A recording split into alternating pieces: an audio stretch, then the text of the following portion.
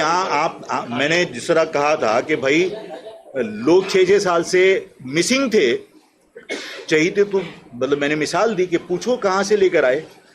تو چہیتے تو یہ ہوتے ہیں کہ چاہے کتنے ہینیس کرائم میں تھے، اگر وہ یعنی ان کا چہیتا سفارش کرے تو لا کے گورنر ہاؤس میں لوگوں کے حوالے کر دیا جاتا ہے بندہ. مطلب عدالتیں اس کی معنی کیا رہ گئے، مقدمات کی حیثیت کیا رہ گئی کہ چاہے کتنے ہی ہینیس کرائم کے اندر ہو، اگر وہ چاہیں تو لا کے آپ کے حوالے کر دیتے ہیں وہ، اور آپ صرف ایک بانڈ بھرتے ہیں کہ ٹھیک ہے جی آج کے بعد میں فلاں سیاسی جماعت کے لیے کام نہیں کروں گا. یہ حالات ہیں. ہائی کورٹ نے وہ بلدیہ کے حوالے سے فیصلہ سنایا، اس میں انہوں نے ڈائریکٹ لیکن ان کے ہم نے شام کو پریس کانفرنس کر دی اس پہ. دیکھیے میں پہلے بھی کہہ چکا ہوں، میں آج آپ کے سامنے پھر کہتا ہوں، میں نے پریس کانفرنس میں حج پہ جا رہا تھا تو میں نے پریس کلب کے اندر پریس کانفرنس آ کے کی تھی، اور اگر کسی صحافی کو یاد ہو تو میں نے کہا تھا کہ اللہ تعالیٰ مغفرت فرمائے مفتی نعیم صاحب کی.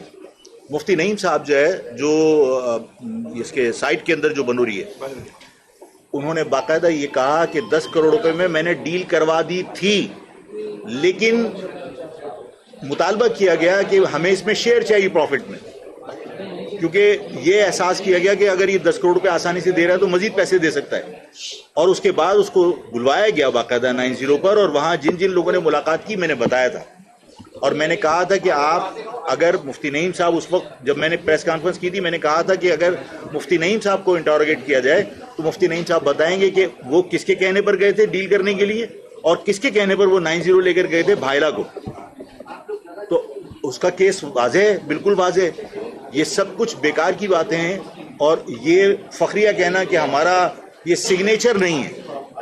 ہم بھتے کے لیے لوگوں کو دھمکا ضرور سکتے تھے لیکن ہم کسی کو اٹھا کے نہیں لائے، یہ ہمارا سگنیچر نہیں ہے. جرائم تو انہوں نے قبول کیے ہیں.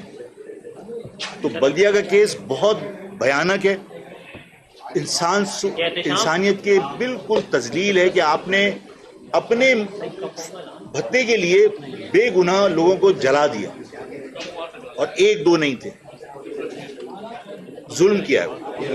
اور اگر یہاں کی عدالتوں سے کوئی بچ بھی جائے تو میں نہیں سمجھتا کہ وہ خدا کی عدالت سے بچے گا، اس لیے کہ اس قسم کے جرائم، یعنی کورٹ کے اندر جو وکلا کو جلا دیا گیا تھا، تو آپ کورٹ کے اندر پروف نہ کر سکیں کسی کو مجرم، لیکن کیا اللہ کی عدالت سے ایسے لوگ بچ پائیں گے؟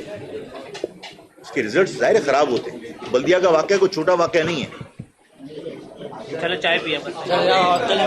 یہ قادر بھائی ہمارے لیڈر ہیں، قادر خان یہ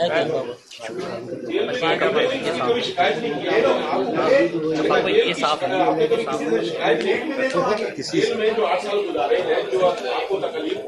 چائے پی لو نانا صاحب.